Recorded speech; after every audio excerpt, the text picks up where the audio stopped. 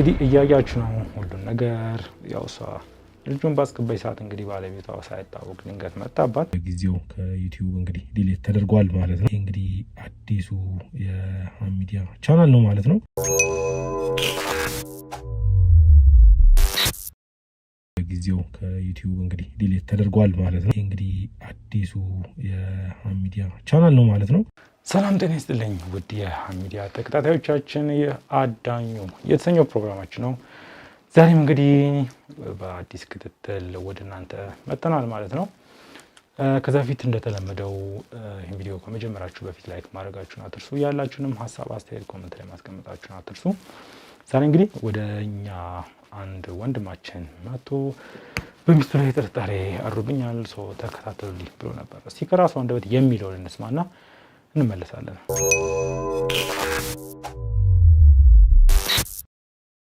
እሺ እንዴት ነህ? አለሁልህ።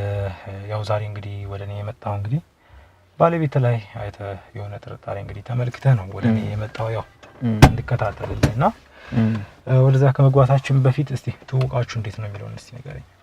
ኦኬ እሺ፣ ያው የተዋወቅነው አንድ ኤግዚቢሽን ላይ ነው። ያው እኔ በሙያዬ እኔ ዶክተር ነኝ። ኦኬ። እናም ስዕል ማየት ምናምን ደስ ይለኛል፣ ያስደስታል። አንድ ቀን ጓደኛዬ አንድ የስዕል ኤግዚቢሽን ጋበዘኝ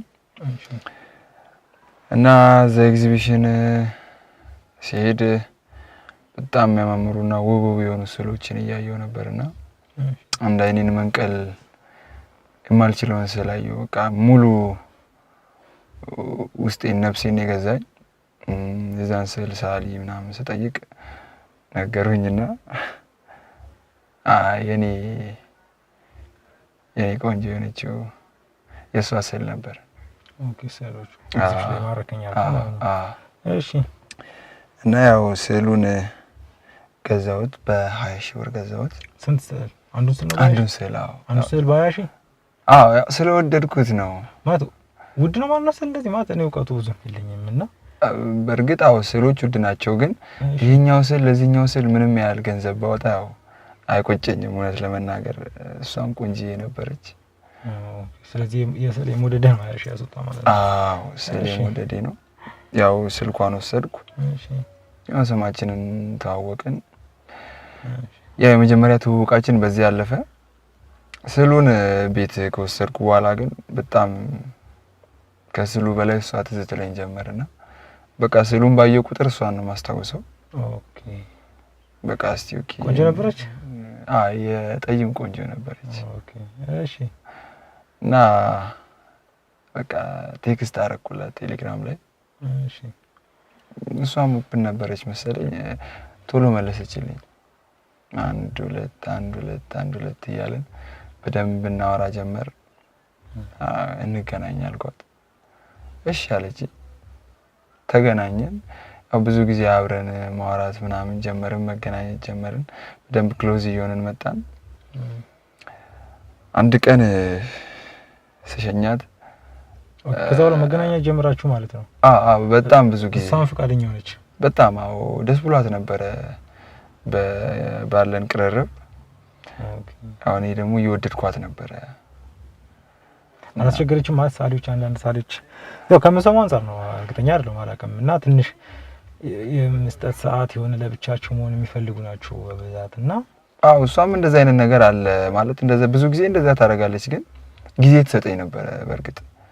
እና እንገናኝ በምላስ ሰዓት እሺ ትለኝ ነበረ። ብዙም ያው አለ፣ ግን ያው ይሄን ያህልም አልነበረም። 50-50 ነበር። ያው የሳሊዎች ባህሪ ነው ብዬም ስለማስብ ብዙም እንትን አላልኩትም፣ ያው እንትን ውስጥ አላስገባሁትም። አንድ ቀን የሸኘኋት ነበር፣ ወደ ቤት እየሄድን መሽቶ ነበርና በቃ ብዬ ሳምኳት በድፍረት። በድፍረት ሳምኳት። ምላሿ ነበር ደስ ብሏት ነበርና እሷም ምላሿ መሳም ነበር። መልሳ ሳመችኝ። በጣም ነው ሌላ ምላሿ ሌላ ቢሆንስ ግን ምን ይሰማ ነበር? በጥፊ ብትመታ ምን ይሰማ? እንጃ እንግዲህ ብቻ ከባድ ነበረ፣ ግን ያው ምላሿ ጥሩ ስለነበር በጣም ደስ ብሎኝ ነበር። የዛን ቀን አዳር የሚገርም ነበር። በቃ ማለት ደስታው እንዴት ብዬ ልግለጽልህ? ቃላት አንዳንዴ ቃላት ማይገኝላቸው ስሜቶች አሉና የሆነ ነገር እንፈልገው በጣም ስታገኘው በጣም እንትን ትላለና በቃ ደስ አለኝ። ሪሌሽንሺፕ ጀመርን። ምን ያህል ጊዜ ቆያችሁ? እሺ 4 አመት። 4 አመት ቆይታችሁ? አዎ 4 በአራት ማለት ረጅም ነው 4 አመት። አዎ ረጅም ነው። እሷ አንዳንድ የሰራቻቸው የነበሩ ፕሮጀክቶች ነበሩ። ያው ስዕል እንግዲህ የምታውቀው ከባድ ነው እና ጊዜ ትፈልግ ነበር። ኦኬ። እና ያው እኔም ላጨናንቃ ስላልፈለኩ ጊዜ ሰጣት ነበርና በቃ 4 አመት ቆየን። 4 አመት ሰው ማግባት አንተ ፍላጎት ነበር ማለት ነው? በጣም ነበርኛ። በጣም ብዙ ጊዜ ጠይቃት ነበር። አዎ በጣም ብዙ ጊዜ እንጨቃጨቅ ነበር ምናምን፣ ግን ያው እሷም ወደዛኛው ትንሽ ጊዜ ስጠኝ ያለች ለስዕሉ ነበር ብዙ ጊዜ እንትን የምትለው ጊዜ የምታሰለው።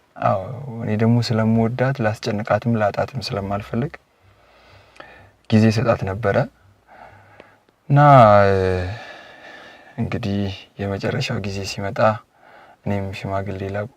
ተስማማችሁ ማለት ነው? ከ4 አመት በኋላ አሸነፍኳት።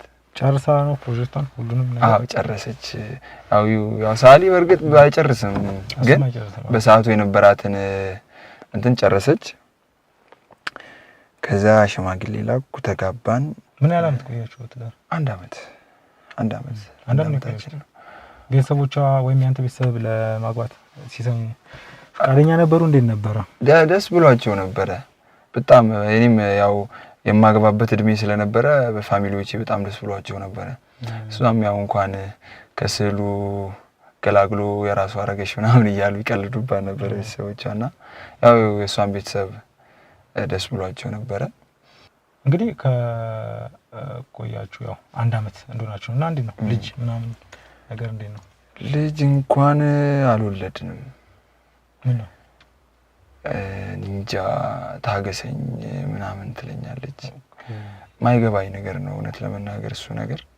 ጊዜ ፈልጋለሁ ምናምን። አዎ ምንም አይገባኝም ለምን ጊዜ እንደምትፈልግ በምን አይነት ሁኔታ ወይም ለምን ምክንያት ጊዜ እንደምሰጣት አይገባኝም። ብዙ ጊዜ ግን በቃ ጊዜ ስጠኝ ጊዜ ፈልጋለሁ ትለኛለችና እንጃ ብቻ አይገባኝም እሱ ነገር። ግን ያው ጊዜ ይሰጠዋት ነው። አንተ ትፈልጋለህ? እኔ በጣም ነው የምፈልገው። በጣም ስለምወዳት ከሷ ልጅ እፈልጋለሁ። ቤተሰቦቼም ያው እንግዲህ ልጆች ይፈልጋሉ። ብቻ የጊዜ ስጠኝ የምትለው ነገር ግን አይገባኝም። እንግዲህ 1 አመት ቆይታችኋል ትዳር። ያው ልጅ የላችሁም። እንግዲህ ወደኔ ያመጣህ የሆነ ጥርጣሬ ቢኖርህ ነውና ምንድነው ያ ጥርጣሬ ወደ እኔ እንድመጣ ያደረገህ? ይሄ ጥርጣሬ ጀመረው አንድ ቀን ወደ ቤት ስገባ ተከራይተን ነው የምንኖረውና አከራያችን ልጄ ቤትህን በደንብ እያየ አሉኝ እና ኦኬ እሺ ምናምን ብዬ ነገሩን አደባብሼ ነው ያለፍኩት። እኔ አልገባኝም ነበር። አሁን በቃ ሄድኩኝ። እሷን ቤት አልነበረችም። ሄድኩ ምናምን ነገር እንደገና የሆነ ሰዓት ላይም ስራ ብቻ ማለት በቂ አይደለም። 2 እንትን ቤት ውስጥ 2 አውራ ቤት ውስጥ አይኖርም ምናምን አባወራ። አዎ እንደዛ አይነት ነገር አሉ። 2 አውራ ዶሮ የሆነ አባባል 2 አውራ ዶሮ ማለት ነው? አዎ 2 አውራ ዶሮ ቤት አንድ ቤት ውስጥ አይኖርም ምናምን አሉኝና እሺ ግራ ገባኝ ነገሩ። ያው አውራ ዶሮ ማለት እንግዲህ ወንድ ነው። አውራ ማለት የቤቱ ራስ ማለት ነው እና 2 አውራ ማለት እንግዲህ 2 ወንድ እዚህ ቤት አይኖርም ማለታቸው ነውና ግራ ገብቶኝ እጅ ጠየኳቸው። ወዲያው ጠየቃቸው ነበር? ወዲያው አልጠየኳቸውም። ነገሩን ቁጭ ብዬ ካጤንኩት በኋላ ነውና ከዛ እጅ ስጠይቃቸው ምንም ሊሉኝ አልቻሉም። ብቻ ቤትን እያየ ምናምን ነገር አሉ። ከዛ በኋላ ነው በቃ ዝም ብዬ በእንልኔ ማጤን የጀመርኩት ነገሮችንና ያው ተከራይቼ ነው ኖሮ ብያለሁ። ግቢ ውስጥ ተከራዮች አሉ፣ ወጣቶች ናቸው፣ እንደላጤ ናቸው ምናምን እና ብዙ ጊዜ ከነሱ ጋር ስትሳሳቅ አያታለሁ። በተለይ ከአንደኛው ጋር በጣም ተቀራርባ ነው እንትን የምትለውና ግራ ነው የሚያጋባኝ። ምንም ያገናኛቸው ነገር የለም። እሷ ከቤት አትወጣም፣ ሳሊ ናት። ቤት ውስጥ ቁጭ ብላ ቤት ውስጥ ነው የምትውለው። ግን ከዛ ልጅ ጋር በጣም የሆነ ቅርብ ያላችሁ በጣም ለየት ያለ ቅርርብ አላችሁና አንተ ከነሱ ጋር አትተዋወቅም? ከተገናኙ ቅርርብነት አለ? የለኝም። ከሰላምታ በዘለለ ምንም ነገር የለኝም። ምንም ግንኙነት የለም። ያው አንድ ግቢ ውስጥ ስለምንኖር ሰላም እንባባላለን እንጂ ምንም ነገር የለኝም። ይሄ ነውና በጣም እንድጠረጥራት ያደረገኝ። ስራውን የት ነው የምትሰራው? ቤታችንን የተከራየነውን ቤት እንደ ስቱዲዮ አድርጋ ቤት ነው የምትሰራው። በቃ እሷ ከዛው ከቤት አትወጣም፣ እዛው ነው ቤት ነው የምትሰራው።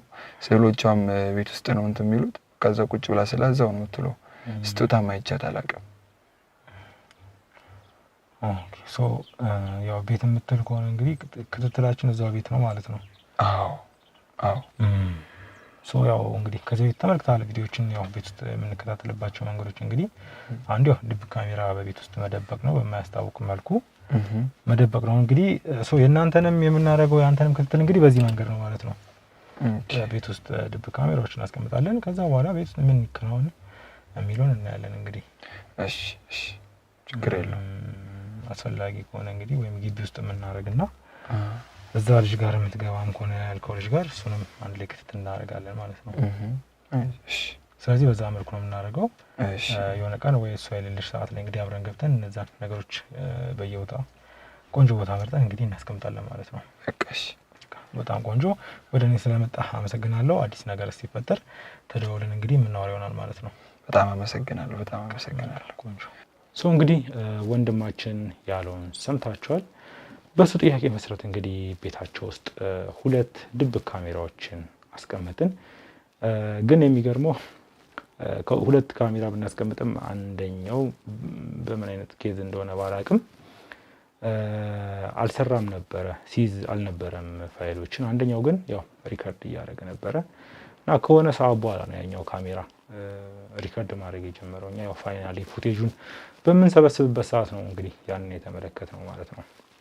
እስቲ ለማንኛውም በአንዱ ካሜራ የተያዘውን እስቲ አብረን እንመልከትና እንመለሳለን።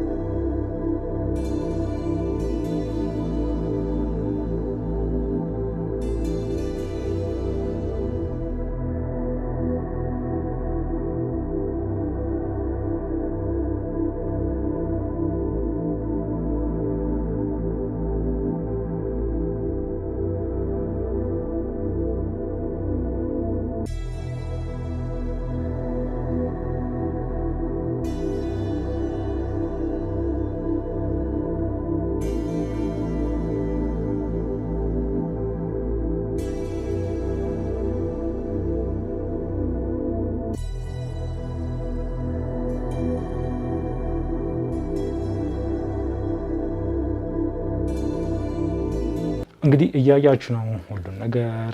ያው እሷ ልጁን ባስገባች ሰዓት እንግዲህ ባለቤቷ ሳይታወቅ ድንገት መጣባት፣ አልጋ ስር ከተተችው። እንግዲህ ውሽማው አልጋ ስር እያለ ነው እነሱ ከላይ ሆነው እንግዲህ አለማቸውን ሲቀጩ የነበረው ባልና ሚስቶች ያውላ ነገር እየተፈጠረ እንግዲህ ውሽማው አልጋ ስር ሆኖ ነበርና ምን አይነት ስሜት እንደተሰማው ባቀው ደስ ይለኝ ነበርና ያው ዩቲዩብ ትንሽ አስቸጋሪ ስለሆነ ይሄ ራቁትና ስለማይፈልግ ያው የነሱን ገመና መጥተህ ስለሌለበት እንግዲህ በእንደዚህ አይነት መልኩ ነው ለእናንተ የተፈጠረውን ነገር ያሳየናችሁ ማለት ነው።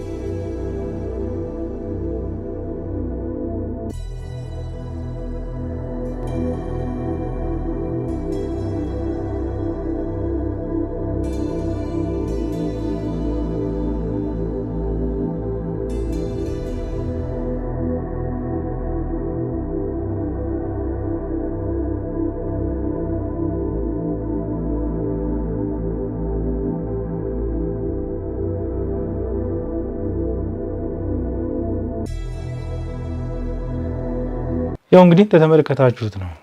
ሻወር ቤት እንግዲህ ከገቡ በኋላ ተመልሳ በሩን ዘግታው ቆልፈው የሻወር ቤቱን እንዳይወጣ ነው መሰለኝ። ያው እሱም ሳይወዛገብ አይቀርም ብቻ ዘግታ መታ ልጁን አስወጣች፣ ተመልሳ ሻወር ገባች። በዚህ መልኩ አመለጡ ማለት ነው የዛን ቀን። ያው የሚገርም ነው ብቻ። እስቲ ቀጣይስ ቀን እንዴት ነው? አብረን እንመልከት።